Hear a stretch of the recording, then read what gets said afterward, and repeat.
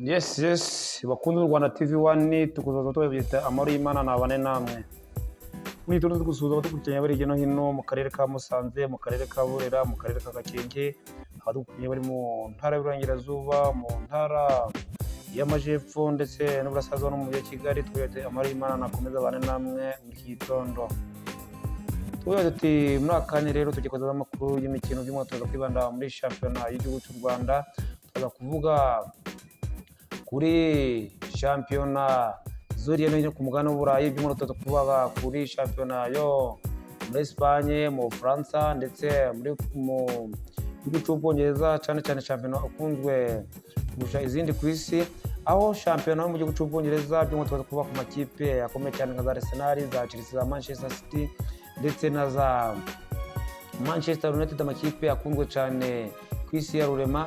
Tuva mu gihugu cy'Ubudage ku makipe nka za Borussia Dortmund, za Bayern Munich mu gihugu cy'Ubudage, muri za Espagne za Real Madrid, za FC Barcelona, izo zose tuzaza kuzivugaho kuko dukomeze kubara cyane kuri subscribe nyaboneka na share ndetse na comment kugira ngo u Rwanda TV1 rukomeze kwagura imiyoboro yaro ndetse rukomeze kugira abakunzi benshi barukurikirana. Muri akanya rero tujye kubagira amakuru y'imikino nk'uko twabibabwiye mbere na mutwe ku munsi wa gatandatu wa shampiyona, amakipe yakomeje muri shampiyona y'u Rwanda. Ku gatanu ku itariki ya 30 ikipe ya Gasogi United yakinnye n'ikipe ya AS Muhanga. Ikipe ya Gasogi itsinda AS Muhanga igitego kimwe ku busa. Ikipe ya Gorira ejo ku gatanu naho yaje kwihanangiza ikipe ya Bugesera itsinda ibitego 2-1. Uyu munsi ku gatandatu ikipe na Waraza gukomeza kuja mu kibuga ari imikino eshatu, aho umukino wa mbere uzatangira saa 9 n'Amagaju n'ikipe ya Musanze Football Club. Ikipe ya Musanze kakira Musanze ku saa 9 none ikipe ya Police Football Club Rwanda gukina na Mukura Victory Sport. Ikipe ya Police Football Club irakwakira ikipe ya Mukura ku saa 9 none ikipe ya Rutsiro Football Club gukina n'ikipe ya PFC kuri stade ya Rubavu, naho biraza gukina umunsi wo ku cyumweru. Naho amakipe azakomeza hari imikino na eshatu, ikipe ya Gicumbi Football Club izakina n'ikipe ya Tenseri saa 9, Marine Football Club y'Igisenyi nayo izakina n'ikipe ya Rutsiro Football Club nayo izakina ku saa 9, hasi Kigali nayo izakina ikipe ya Rayon Sport naho izakina ikipe rwose bizaba bimeze neza cyane rwose. Ikipe ya Kiyovu Sport na Kigali rwose bizagukina nabyo, akaba ari amakipe akomeye cyane. Aho muri shampiyona rwose tukurarikira abafana ndetse n'abakunzi b'amakipe birakunzwe mu Rwanda. Ikipe ya PFC uyu munsi irakina na Rutsiro, umujyi wa Gisenyi rwose ukaba urabo umujyi umeze neza cyane, aho n'ikipe ya Rayon Sport nayo izakina n'ikipe ya Marine rwose ejo ucuma ku saa 9. Naho umujyi w'ubukerarugendo, umujyi umeze neza, umujyi uteye ubwuzu, umujyi wa Rubavu akaba ari umujyi uraba urimo abafana benshi cyane hirya no hino mu Rwanda, akaba ari umujyi umeze neza cyane. Uko twabibabwiye rero ku mugabane w'Uburayi turaza guhera mu gihugu cya Espagne. Ikipe ya Getafe ejo yakinnye na Girona, Getafe ibitego 2-1 cya Girona. Mu gihugu cy'Ubudage Augsburg nakinnye na Borussia Dortmund itsinda Augsburg igitego 1-0 nayo. Uko twabibabwiye rero uyu munsi niho imikino ndaza imikino myinshi cyane, imikino karundura hagati y'amakipe anyuranye mu gihugu cy'Ubwongereza. Ikipe ya Brighton na Leeds United baza gukina ku saa 11. Saa 11 nanone ikipe ya Burnley ndagukina na ikipe ya Arsenal. Ikipe ya Crystal Palace irakina na Brentford ku saa 11 nayo. Fulham na Wolves ku saa 11 nayo biraza gukina. Nottingham Forest na Manchester United barakina ku saa 11 nayo. Ikipe ya Tottenham Hotspur na Chelsea nayo irakina ku saa 1:30. Ikipe ya Liverpool na Aston Villa nayo iraza gukina ku saa 4, naho baba bafitanye umukino. Mu gihugu cya Espagne Villarreal irakina na Rayo Vallecano ku saa 9. Atletico Madrid iraza gukina n'ikipe ya Sevilla ku saa 10:15. Real Sociedad na Athletic Club ku saa 9:30 biraza gukina nabyo. Real Madrid na Valencia ku saa 4 nabyo biraza gukina. Mu gihugu cy'Ubudage FC Bremen gukina na Eintracht Frankfurt ku saa 10:30. Mainz 05 na Werder Bremen gukina ku saa 10:30. RB Leipzig gukina na Stuttgart ku saa 10:30 nayo. ku isaha 10 Sempre iri gukina na Borussia Mönchengladbach, ku isaha 10 nanone Union Berlin iri gukina na Freiburg, Bayern Munich na Bayer Leverkusen iri gukina ku isaha 1:30.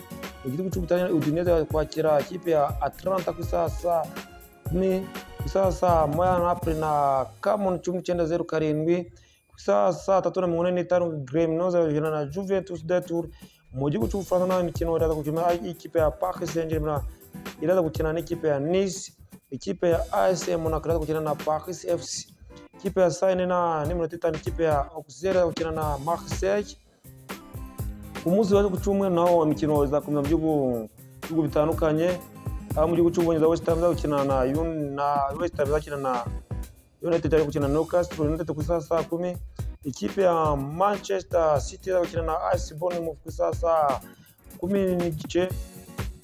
Mu gihugu cya Espagne ikipe ya Levante na Celta Vigo izakina na Deportivo Alaves na Espanyol ku isaha 10:15. Barcelona na RS izakina ku isaha 1:30. Sasa ni Real Betis izakina na Maracha. Saa mu gihugu cy'Ubudage amakipe nazakomeza FC Cologne na Hamburg SV izakina ku isaha 10:30. Saa 12:30 nanone Wolfsburg izakina na Freiburg nayo izakina. Mu gihugu cy'Ubutaliyani Heidelberg izakina na Inter Domi ku isaha 7:30. Isaha 10 ikipe ya Fiorentina izakina na Lecce, Torino izakina na Pisa ku isaha 10 Parma na Bologna ku isaha 1 zuzuye, AC Milan izakina na AS Roma ku isaha 3:45. Mu gihugu cy'Ubufaransa Rennes izakina na Hamburg, Lens izakina na Lyon ku isaha 11:45. Isaha 11:15 naho ikipe ya Lille izakina na Angers. Isaha 11:15 Nantes na Metz, Toulouse izakina na Le Havre ku isaha 12:15 nano. Umukino wa nyuma uzaba mu gihugu cy'Ubufaransa ni Brest izakina na Lyon ku isaha 3:45 naho akaba ari imikino izaba imeze neza cyane hagati y'amakipe yo mu gihugu cy'Ubufaransa, aho bose mu gihugu cy'Ubwongereza hari ibintu bikomeye cyane.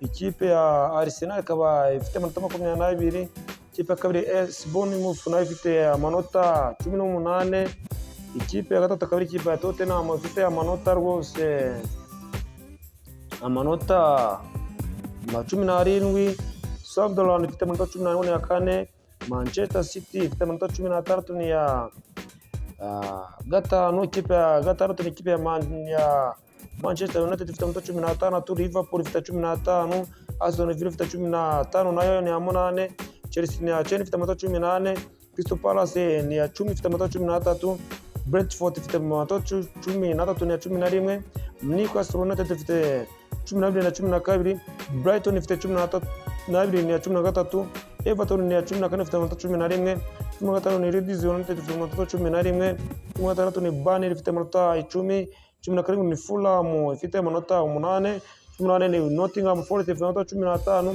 19 ni West Ham United ifite amanota 4, Wolves ni ya 20 ifite amanota 2.